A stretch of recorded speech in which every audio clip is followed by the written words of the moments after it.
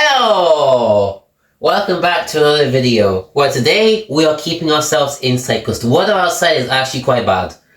Like, I'm not capping, it's literally windy like crazy. So we're forgetting about our honest to view things that we do outside and we're keeping ourselves indoors. So with that, let's cue the intro. Wait a minute. Not that intro.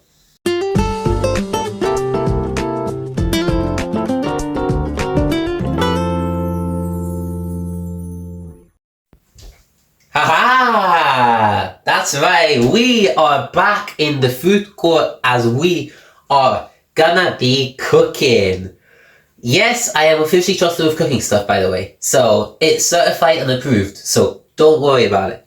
So, what are we going to be making today, you might be wondering? Well, the answer to that is we are going to be making some Chicken Tikka Masala. And this is by using Sharwood's extra creamy tikka masala sauce. And by the way, oh, that smells really nice actually. Alright, so here's what you're gonna need for this recipe. Also, you need a jar of your tikka masala sauce and stuff like that. You're going to need some rice. You're gonna need some salt. It can be white salt, it can be any type of salt. I'm using, this is Himalayan pink salt. It functions the same way because salt is salt after all. You need a bowl for where you're gonna put your rice in. You'll need some sort of thing of water, but I got, obviously, you can use tap water in that. You'll need a single chicken breast with a knife, obviously. Don't take things out of context when I say the word breast, okay? Just saying. And finally, one sec, you're gonna need a pan for your chicken. Woo! And obviously, oil in that as well for the stuff. So that, let's get cooking. So, okay, first thing that we're going to tackle is obviously the chicken, as this is the bit that takes probably the longest to do. So I'm using a single whole breast. This is one whole entire breast. So we're going to basically grab a knife, right? Basically. Essentially just cut this guy off. Like that. Separate that kind of fatty bit out. And you want to look around the chicken, see if there's any fat. So this this kind of white bitty stuff here. And you want to get rid of that. Because the fattier that you get, the merrier. And conveniently, as well, if you have a dog looking for the chicken, I missed. That's negative aura, I know. And obviously, for safety reasons and all that, make sure you do wash your hands beforehand because you don't want to poison anyone, that's for sure. So you want to grab your chicken and essentially cut into little squares. So kind of like this. So see these kind of little kind of squares? That's what you want to get it to. And you just want to essentially just guide the knife, let it do all the work around the chicken. And if you get halves like these, that are quite big, guide the knife in, for the half part of it, and give it a good jab. Same with this one as well. A good chap, and you're there. Now, obviously as well, you can do the sizes however you want with this. It's just that the only thing is that the bigger the size you do, the larger it is, obviously, and the longer it will take to do things when it's in the pan. So yeah. So tackling the big chicken breast, obviously. By the way, comment down below how many times I say breast. So then you want to grab your knife through the middle, plunk it, just let that do all the work for you. There you go. Then there might be some bits of fat still left, so you want to get through that as well. So cut this guy in half. Now see where that comes from, I don't know what that is. And then essentially, you'll have your two ends of your breast. And essentially you want to cut your chicken breast in the exact same way I've cut these. So with the power of editing, Boom!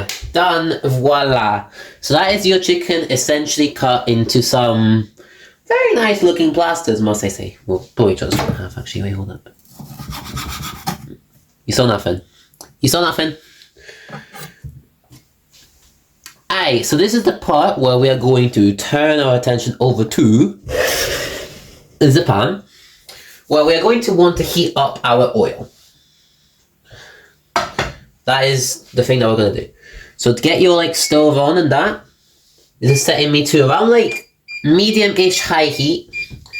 Then we're going to chuck our oil in. Not too much, just so it can, about that much, just like a blob, just so it can do its wee thing. Do like a good old wee shimmy of the pan. And then put that on the high pan. Bingo! Right, now whilst the oil is going to heat, obviously it will do its thing. Now for me with rice and all that kind of pizzazz, some people make rice in a lot of different kind of ways. I do the 1-to-half method. So 1 cup of rice, 2 cups of water, and then half a thing of salt. That's what I do. So you can have as many rice as you want, but the proportion for it, for example, is if you have, for example, 100 grams of rice, you want to have 200 grams of water, even a bit more than that, and half a spoon of salt. That's the proportion. But for this, I am going to use 150 grams of rice, so that's 300-ish grams of water, plus half a spoon of salt. That's what I'm going to use for this today. Okay, so 150 grams of rice going in.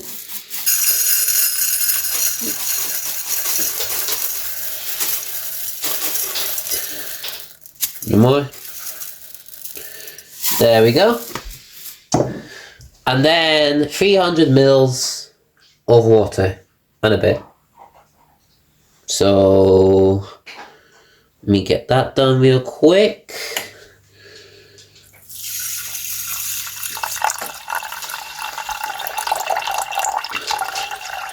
So usually when I do rice, I do add 300, but I add a bit more just so it can even itself out and stuff. Then grab your salt so it has a little bit of a kick of flavour, not that much, but because you don't want it to be too salty, otherwise salty rice is not the best. So I would say around about that much salt. That's what you need. Then some people don't add this. You can add oil to your rice so that it separates stuff out, but I'm not going to do that because that makes it just taste greasy and all that, and we don't like greasy rice. So we chuck that onto our pot.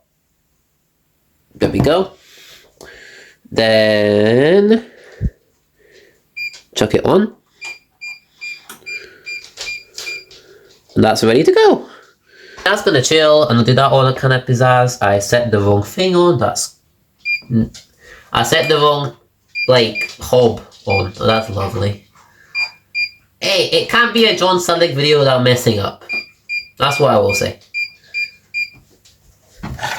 And now obviously you want to feel your pan, see if it's hot. So essentially what you do is, whoop, away. If you put your hand over, you feel it's quite warm, so that's actually quite decently warm.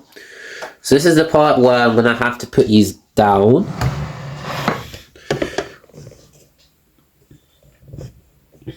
And a few safety reasons to know of this, by the way. This is a really, really hot pan, so you don't want to burn yourself. So if you're doing this on an underage kind of vibe, get a trusted adult that can do it for you, just so I don't want to be the blame if you have any injuries. Essentially, check if your chicken's okay. If you want to make any last minute arrangements, I'll do some, for example, over here, and then some down here. Oh. There we go. And then I'll do that, so obviously that's cut. And then you're going to gently want to grab up your chopping board and just ping the chicken in. And if you hear a sizzle, That means you're on the right track. Hoppa!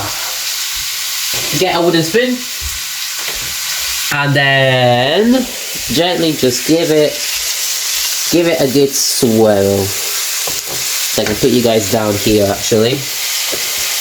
Move these up. There we go. Oi.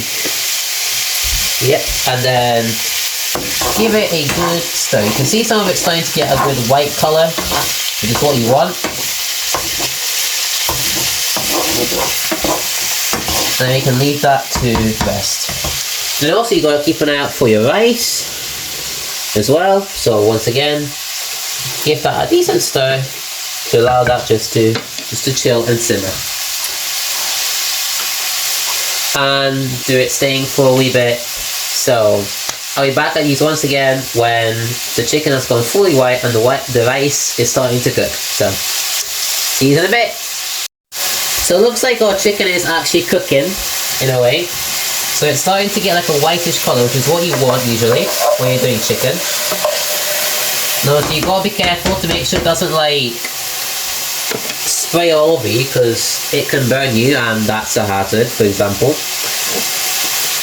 You can add whatever you want to your chicken. I'm not stopping you in doing that, but what I usually like to do is I like to add like a bit of like oregano. So it's a little awful oregano. That's the whole point. I usually just like to add a little bit of a sprinkle, a little bit of a dab of that around the chicken, just so it can add a bit of extra flavour to it. Like not much, just like a dibble. So, and obviously after that, come back with your wooden spoon and give it a stir. And you can smell the lovely flavours coming in through that.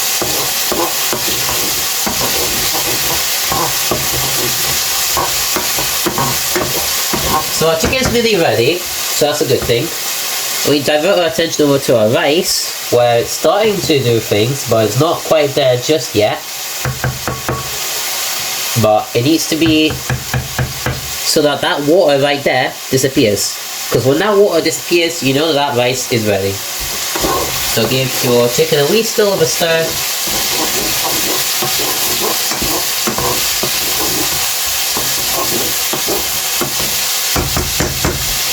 And then we just leave it.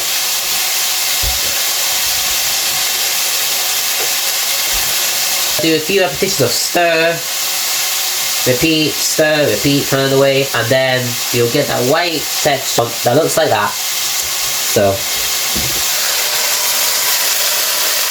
yeah.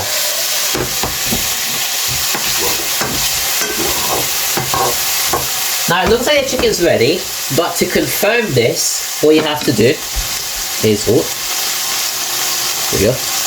What you have to do, you have to grab back your same cutting board that you used for your chicken. And essentially, what we're going to do, let me chuck you guys here, is we're going to grab a single piece of chicken, doesn't matter which one, it can be a small one, so this one for example, chuck it on there, do a wee stir, and then grab a fresh knife, any sort of fresh soft knife that you're going to use. Because if you use the same knife, that can cause contamination and all that kind of stuff, and you could get like food poisoning, and you don't want that. So grab it, then cut into the middle of it, and what you're looking for is for a nice white inside, an interior, to be present, like that. And it tastes marvellous, by the way. Give it one last gentle stir.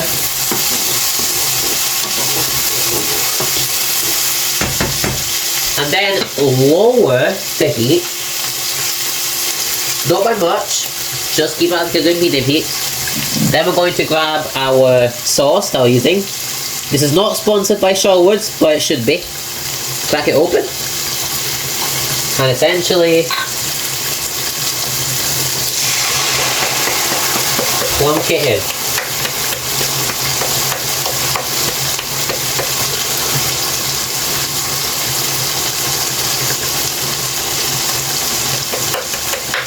Just get in there.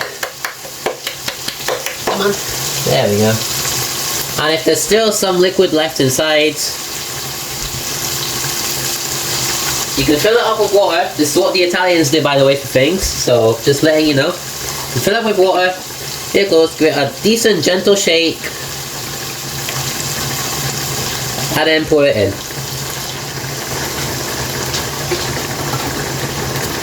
Perfecto. Oh, hope you didn't see it. Then after that, give that a nice, gentle stir. And allow that just to do its thing. And this is where you start to get the nice natural flavors of the chicken tikka coming in. So it's happy days. And obviously, look at that. At the same time, our rice is starting to do some things. So if you grab some form of handle for our lovely wee bowl of rice, oh my god, closed cupboard, there we go. We grab that, plunk that there, and give it a good, nice mix to make sure that's going to do things. We'll keep that on for a little bit longer, and obviously, same thing as the last time, you gotta still do the stir, repeat, the stir, the repeat, and the good thing is you get that nice kind of aroma, smell and flavor dipping into it. So that's always what you want when it comes to them cooking. You can leave that to sit for a wee bit, but boy doesn't that look good. Oh yes. If you want to be like a little bit more fancy as well, if you wanted to, get some basil and add just a nibble, a touch, like just in the middle. It's going to be a bit more fancy and posh. So then again, give that a good mix. And that chicken tikka right there is ready to go. So you want to get that guy off.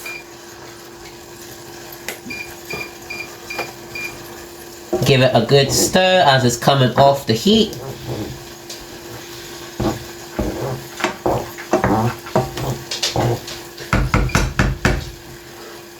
And look at that. Beautiful. So that is coming off the heat just now. That's sorted. And now all we gotta do is we just gotta wait for our rice to boil up, which shouldn't be a very long while, because as you can see the water is starting to disappear from the rice. In fact, there's barely any left. And when you don't see any form of water, that means that your rice is all ready to go. So you can turn that off completely actually, because that is actually ready to rumble. And then you are ready to plate. Alright, so plate acquired. You're going to grab your rice, chuck it on the plate, like roughly in the middle, like so. Get a wee gentle spread. Put it on a cold hob, not a warm one, but in this case, we'll chuck it back on that one. It's not gonna do anything. Then grab our thing of chicken tikka and just give that a nice wee touch, like so. And if you want to add more rice, after chucking that on a cold pan, you can hit that, dibble that, and voila. And then, ladies and gentlemen, boys and girls, I present to you a Sherwood's Chicken Tikka Masala with extra creamy sauce and rice. Aye, okay, so our chicken tikka that we made following this tutorial. Let's see what's the vibe that we got for it. So, cheers.